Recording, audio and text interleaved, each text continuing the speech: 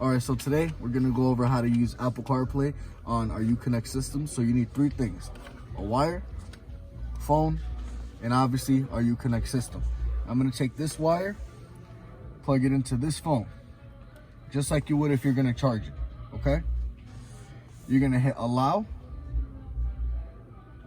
and enable, and that's going to put our phone onto the screen, superimpose it here.